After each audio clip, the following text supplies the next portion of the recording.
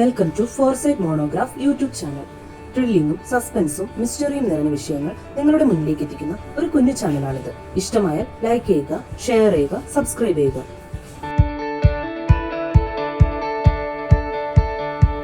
ഏലിയൻസിനൊപ്പം പോകാൻ 39 പേർ കൂട്ട ആത്മഹത്യ ചെയ്യുന്നു. 1997 അമേരിക്കയിലെ ഒരു കൂട്ടം ആളുകൾ തങ്ങളുടെ മതമായി ഹെവൻസ് ഗേറ്റ് തിരഞ്ഞെടുത്ത് ആ മതത്തിന്റെ വിശ്വാസപ്രകാരം സ്വർഗം എന്ന് അവർ വിശ്വസിക്കുന്ന അന്യഗ്രഹത്തിലേക്ക് പോകാൻ നടത്തിയ കൂട്ട ആത്മഹത്യ ലോകത്തെ മുഴുവൻ ഞെട്ടിച്ച ഒന്നായിരുന്നു. എന്താണ് ഹെവൻസ് ഗേറ്റ്? ആരാണ് ഇതിന് പിന്നിൽ? എന്താണ് അവർക്ക് സംഭവിച്ചത് എന്നൊക്കെയാണ് ഞാൻ ഈ വീഡിയോയിൽ നിങ്ങളുമായി പങ്കുവയ്ക്കുന്നത്. മാർഷൽ ആപ്പിൾ വൈറ്റ് ഒരു പട്ടാളക്കാരന്റെ മകനായിരുന്നു. 1970 തുടക്കത്തിൽ ബൈബിൾ പ്രവചനങ്ങൾ നടത്തിയാണ് ആപ്പിൾ വൈറ്റ് തന്റെ യാത്ര തുടങ്ങുന്നത്. അദ്ദേഹം നിരവധി യൂണിവേഴ്സിറ്റികളിൽ പഠിപ്പിച്ചിരുന്നു. എന്നാൽ ഹൂസ്റ്റണിലെ സെയിന്റ് തോമസ് യൂണിവേഴ്സിറ്റിയിൽ നിന്നും അദ്ദേഹത്തെ പുറത്താക്കി. അവിടെയുള്ള ഒരു വിദ്യാർത്ഥിയുമായി സ്വവർഗാനുരാഗത്തിലായിരുന്നു എന്ന് പറഞ്ഞാണ് അദ്ദേഹത്തെ പുറത്താക്കിയത്. അതിനുശേഷം അദ്ദേഹം ബോണി നെറ്റിൽസ് എന്ന 44-കാരിയെ പരിചയപ്പെട്ടു. അവർ വിവാഹിതയും ഒരു നഴ്സുമായിരുന്നു. അവർക്ക് ദൈവശാസ്ത്രത്തിലും ബൈബിൾ പ്രവചനങ്ങളിലുമൊക്കെ വളരെ താല്പര്യമുണ്ടായിരുന്നു. ബോണി നെറ്റിൽ ജോലി ചെയ്തിരുന്ന ആശുപത്രിയിൽ തന്റെ സുഹൃത്തിനെ സന്ദർശിക്കാൻ മാർഷൽ ആപ്പിൾ വൈറ്റ് ചെന്നപ്പോഴാണ് അവർ തമ്മിൽ പരിചയത്തിലാകുന്നത്. അവരെ കണ്ടപ്പോൾ തന്നെ തനിക്ക് നെറ്റിൽസിനെ വർഷങ്ങളായി പരിചയമുള്ള ആളായി തോന്നിയെന്നും ആ തോന്നൽ മുജ്ജന്മത്തിൽ അവർ പരസ്പരം കണ്ടുമുട്ടിയതിനാലാണ് എന്നുമാണ് ആപ്പിൾ വൈറ്റ് പറയുന്നത്. എന്നാൽ തന്നോട് അന്യഗ്രഹ ജീവികൾ ഈ കൂടിക്കാഴ്ചയെക്കുറിച്ച് നേരത്തെ തന്നെ പറഞ്ഞിട്ടുണ്ട് എന്നാണ് ബോണി നെറ്റിൽസ് പറഞ്ഞത്. അവർക്ക് ദൈവികമായ ഒരു ജോലിയും ചെയ്യാനുണ്ടെന്ന് അന്യഗ്രഹ ജീവികൾ പറഞ്ഞത്. ആപ്പിൾ വൈറ്റും ബോണി നെറ്റിലും നിരവധി മതഗ്രന്ഥങ്ങൾ വായിച്ചു പഠിച്ചു. ബൈബിളും വിശുദ്ധ ഫ്രാൻസിസ് അസീസിയുടെ ജീവിതവും ദൈവശാസ്ത്രവുമായി ബന്ധപ്പെട്ട പഠനങ്ങളുമെല്ലാം വായിക്കുകയും പഠിക്കുകയും ചെയ്തു. കൂടാതെ സയൻസ് ഫിക്ഷനുകളും അവർ വായിച്ചുകൊണ്ടിരുന്നു. അങ്ങനെ ഒരു ഘട്ടം കഴിഞ്ഞപ്പോൾ അവർ തങ്ങൾ തിരഞ്ഞെടുക്കപ്പെട്ടവരാണെന്നും ബൈബിളിൽ പറഞ്ഞിട്ടുള്ള പ്രവചനങ്ങൾ നടപ്പിലാക്കാൻ ജനിച്ചവരാണെന്നും മറ്റു മനുഷ്യരെക്കാൾ ഉയർന്ന ഒരു തലത്തിലാണ് അവരെന്നും അവർ ഉറച്ചു വിശ്വസിച്ചു. അവർ ഒരു ലഘുലേഖ എഴുതിയുണ്ടാക്കി. അതിൽ ജീസസ് പുനർജനിച്ചെന്നും ഒരു ടെക്സാൻ ആയാണ് ജീസസ് പുനർജനിച്ചിരിക്കുന്നതെന്നും എഴുതി. ആപ്പിൾ വൈറ്റ് ഒരു ടെക്സാൻ ആയിരുന്നു. ആ അർത്ഥത്തിലാണ് അവർ അപ്രകാരം എഴുതിയത്. കൂടാതെ ബൈബിളിൽ വെളിപാടിന്റെ പുസ്തകം എന്ന അധ്യായത്തിൽ പറഞ്ഞിരിക്കുന്ന 2 സാക്ഷികൾ തങ്ങളാണെന്നും അവർ പ്രചരിപ്പിച്ചു. സമയം കിട്ടുമ്പോൾ അവർ സമീപത്തുള്ള പള്ളികളിലും മറ്റ് ആത്മീയ ഗ്രൂപ്പുകളുമൊക്കെ സന്ദർശിച്ച് തങ്ങൾ ഇപ്രകാരം തിരഞ്ഞെടുക്കപ്പെട്ടവരാണെന്നും അവരുടെ ഐഡിയകളുമൊക്കെ പങ്കുവയ്ക്കും.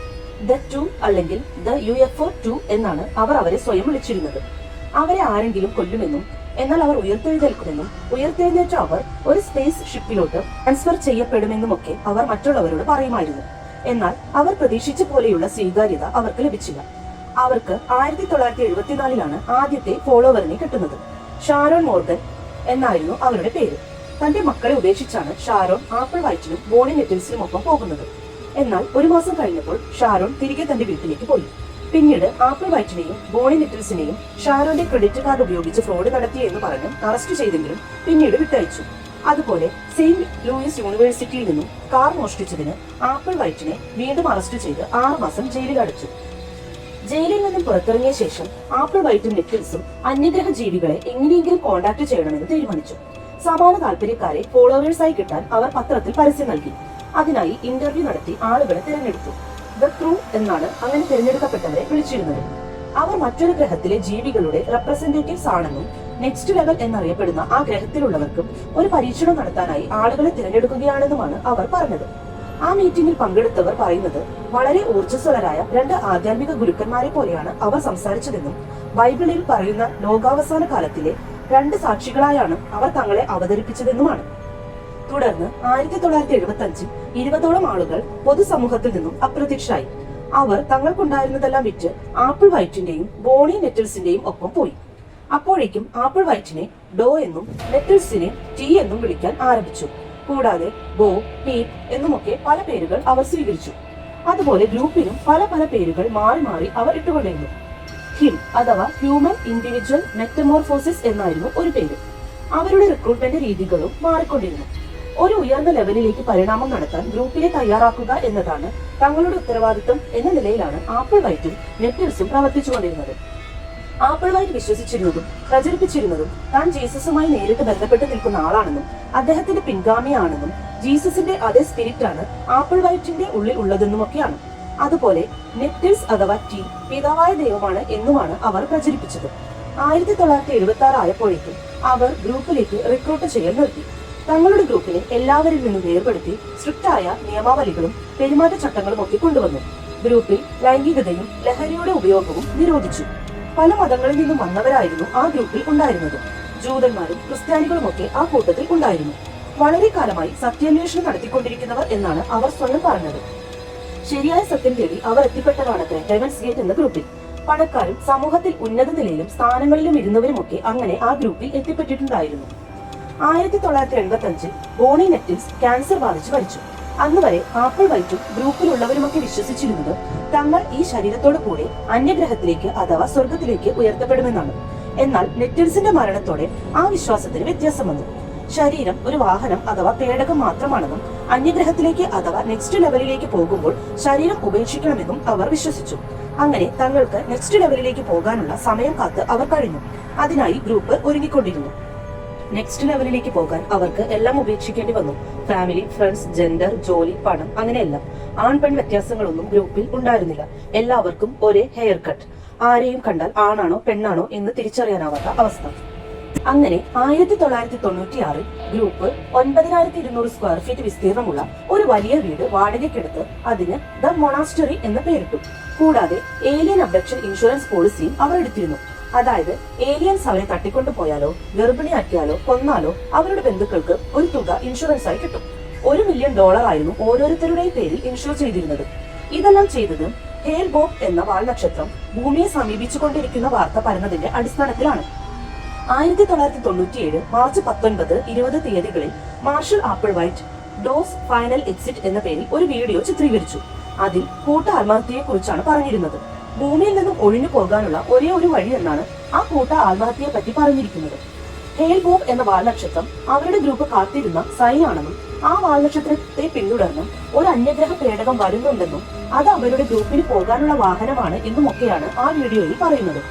ആപ്പിൾ വൈറ്റും 38 ശിഷ്യന്മാരും ചേർന്ന് ആത്മഹൂതി ചെയ്യുന്നത് വാൽനക്ഷത്രം ഭൂമിയോട് അടുക്കുന്ന സമയം കണക്കുകൂട്ടിയാണ്. അതിനാൽ തങ്ങളുടെ ആത്മാക്കൾക്ക് സ്വർഗത്തിന്റെ വാതിൽ അഥവാ ഹെവൻസ് ഗേറ്റ് അടക്കുന്നതിന് മുമ്പ് തങ്ങളുടെ ആത്മാക്കൾ നെക്സ്റ്റ് ലെവലിൽ എത്തുമെന്നും ആ വരുന്ന UFO അവരുടെ ആത്മാക്കളെ നെക്സ്റ്റ് ലെവലിലേക്ക് കൊണ്ടുപോകുമെന്നും ഒക്കെ അവർ വിശ്വസിച്ചു. എല്ലാ അംഗങ്ങളും തങ്ങളുടെ അവസാന വാക്കുകൾ വീഡിയോ എടുത്തു വെച്ചു. അവർ ആത്മഹത്യ ചെയ്യാൻ ഫീനോ ബാർബിറ്റലും ആപ്പിൾ സോസും വോഡ്കയും ഒക്കെ മിക്സ് ചെയ്ത് കഴിച്ചു. അതിനുശേഷം പ്ലാസ്റ്റിക് ബാഗ് വെച്ച് തല മൂടി കെട്ടി. 39 പേരും ഒരേപോലെയുള്ള ബ്ലാക്ക് ഷർട്ടും സ്വെറ്റ് പാന്റും നൈറ്റ് ഷൂസും ധരിച്ചാണ് ആത്മഹത്യ ചെയ്തത്. ഹെവൻസ് ഗേറ്റ് എവേ ടീം എന്ന ബാഡ്ജും അവർ ധരിച്ചിരുന്നു. ഓരോരുത്തരുടെയും പോക്കറ്റിൽ $5 3 സെന്റും ഉണ്ടായിരുന്നു. തങ്ങൾ സ്ഥിരമായി ഈ പ്ലാനറ്റ് വിട്ടുപോകുന്നു എന്നതിന്റെ സൂചനയായിരുന്നു ഈ പണം എന്നാണ് മുൻകാല അംഗങ്ങൾ പറഞ്ഞത്. 21 സ്ത്രീകളും 18 പുരുഷന്മാരും അടങ്ങുന്നതായിരുന്നു മരണപ്പെട്ട 39 പേർ. 26-നും 72-നും ഇടയിൽ പ്രായമുള്ളവർ. 3 ഗ്രൂപ്പുകളായി 3 ദിവസങ്ങളിലായാണ് അവർ ആത്മഹത്യ ചെയ്തത്. ആദ്യത്തെ ഗ്രൂപ്പ് മരിക്കുമ്പോൾ ബാക്കിയുള്ളവർ അവരെ വൃത്തിയാക്കി നേരെ കിടത്തി പുതപ്പ് കൊണ്ട് മൂടും. അവസാന ദിവസമാണ് ആപ്പിൾ വൈറ്റ് മരിച്ചത്. ആപ്പിൾ വൈറ്റിന് ശേഷം 2 ഗ്രൂപ്പ് അംഗങ്ങൾ ശേഷിച്ചു. അവരും എല്ലാവരെയും വൃത്തിയാക്കി നേരെ കിടത്തി പുതപ്പിച്ച ശേഷം ആത്മഹത്യ ചെയ്തു. അവസാന ആത്മഹത്യക്ക് മുമ്പായി ഹെവൻസ് ഗേറ്റ് ഗ്രൂപ്പുമായി ബന്ധപ്പെട്ടവർക്ക് ഒരു പാക്കേജ് അയച്ചിരുന്നു. അവരുടെ അവസാന വാക്കുകളും നിമിഷങ്ങളും ആത്മഹത്യയെക്കുറിച്ച് പറയുന്നതുമൊക്കെ അടങ്ങിയ വീഡിയോ ടേപ്പായിരുന്നു അത്. അത് ലഭിച്ച ഒരാൾ പോലീസിന് വിവരം അറിയിച്ചതിനെ തുടർന്നാണ് ഈ കൂട്ട ആത്മഹത്യ ലോകമറിയുന്നത്. ആ വീട്ടിലെത്തിയ പോലീസ് 39 മൃതദേഹങ്ങൾ കണ്ടെടുത്തു. ഈ സംഭവം പുറത്തറിഞ്ഞതോടെ ഒരു 58-കാരൻ താനും അവരോടൊപ്പം സ്പേസ് ഷിപ്പിൽ പോകുന്നു എന്ന് പറഞ്ഞ് സമാന രീതിയിൽ ആത്മഹത്യ ചെയ്തു. അന്വേഷണത്തിൽ അയാൾക്ക് ഗ്രൂപ്പുമായി യാതൊരു ബന്ധവും ഉണ്ടായിരുന്നില്ലെന്ന് മനസ്സിലായി. വാർത്തകൾ കേട്ട് പ്രചോദനം കിട്ടി സമാന രീതിയിൽ അയാൾ ആത്മഹത്യ ചെയ്തതാണെന്നും മനസ്സിലായി. കൂടാതെ 3ഓളം മുൻകാല ഗ്രൂപ്പാംഗങ്ങളും ഈ കൂട്ട ആത്മഹത്യയെ തുടർന്ന് സ്വന്തം വീടുകളിൽ സമാന രീതിയിൽ ആത്മഹത്യ ചെയ്തു. ആത്മഹത്യ എന്ന് പറയാമെങ്കിലും വലിയൊരു വിഭാഗം ജനങ്ങളും ഇതിനെ 38 കൊലപാതകങ്ങളും ഒരു ആത്മഹത്യയും എന്നാണ് ഈ സംഭവത്തെ കണക്കാക്കുന്നത്. ഇതിന് 38 പേരെയും വലിയൊരു തട്ടിപ്പിന്റെ ഇരകളായും ലോകം വിലയിരുത്തുന്നു. ഈ ക്രിസ്ത്യാനിറ്റിയും ഇവാഞ്ചലിക്കലിസവും യൂഫോളജിയും ഒക്കെ കൂടിക്കലർന്ന ഒരു വിശ്വാസമായിരുന്നു ഹെവൻസ് ഗേറ്റ് ഗ്രൂപ്പിന്റേത്. അവരുടെ വിശ്വാസപ്രകാരം ദൈവം എന്നത് ഹയർ ലെവലിൽ ഉള്ള ഒരു ഏലിയനാണ്. ആ ഹയർ ലെവൽ ഏലിയൻസ് കഴിയുന്ന പ്ലാനറ്റ് ആണ് സ്വർഗം അഥവാ നെക്സ്റ്റ് ലെവൽ. അതുപോലെ ഉപദ്രവകാരികളായ ഏലിയൻസ് ഉണ്ട്. അവരാണ് പിശാചുക്കൾ. അവർ ടെലിപ്പതി, ഹോളോഗ്രാം എന്നിവയിലൂടെയൊക്കെ മാജിക്കുകൾ കാണിച്ച് ആളുകളെ സ്വാധീനിച്ചാണ് മനുഷ്യരെ മോശമാക്കുന്നത് അത്രേ. അത്തരം ഏലിയൻസിനെ അവർ ലൂസിഫേറിയൻസ് എന്ന് വിളിച്ചു. ഈ ലൂസിഫേറിയൻസ് ആണ് നമ്മുടെ ഭൂമിയിലെ മതങ്ങളിൽ പറയുന്ന ദൈവങ്ങൾ. അവർ നമ്മളെ ദൈവമാണെന്ന് കബളിപ്പിച്ച് മനുഷ്യന്റെ വളർച്ച തടഞ്ഞുകൊണ്ടിരിക്കുന്നു എന്നാണ് ആപ്പിൾ വൈറ്റ് പറയുന്നത്. എന്നാൽ നെക്സ്റ്റ് ലെവൽ അഥവാ ഹയർ ലെവലിലേക്ക് നമ്മൾ പോയാൽ റിയൽ ആയിട്ടുള്ള ദൈവവും സ്വർഗവും ഒക്കെ കാണാമെന്ന് അവർ വിശ്വസിച്ചു. അതിനായി ഭൗതികമായതെല്ലാം ഉപേക്ഷിക്കണം. ആ നെക്സ്റ്റ് ലെവലിൽ പ്രവേശിച്ചാൽ അവിടെ ജീവിക്കാൻ ഭക്ഷണമോ വെള്ളമോ ഒന്നും തന്നെ വേണ്ട. സൂര്യപ്രകാശത്തിൽ നിന്നുമാണ് നമുക്ക് വേണ്ട എല്ലാ പോഷകങ്ങളും ലഭിക്കുന്നതൊക്കെ. അതുപോലെ സെക്സോ ജെൻഡറോ ഒന്നും അവിടെയില്ല. ഒരു പുതിയ ലോകമാണത്. തിരഞ്ഞെടുക്കപ്പെട്ടവർക്ക് മാത്രമേ ആ നെക്സ്റ്റ് ലെവലിലേക്ക് പോകാൻ കഴിയൂ. ആപ്പിൾ വൈറ്റും നെറ്റിൽസും ആ കൂട്ട ആത്മഹത്യ ചെയ്ത ബാക്കി 38 പേരും അപ്രകാരം തിരഞ്ഞെടുക്കപ്പെട്ടവരാണെന്നാണ് അവർ പറയുന്നത്. അങ്ങനെ ഈ ഭൂമിയിലെ ജീവിതം ഉപേക്ഷിച്ച് ഹയർ ലെവലിലേക്ക് പോകാൻ അവർ നടത്തിയ യാത്രയാണ് ഈ കൂട്ട ആത്മഹത്യ. ഇനിയും ഇതുപോലെ പല തട്ടിപ്പുകളും നാം കണ്ടേക്കാം.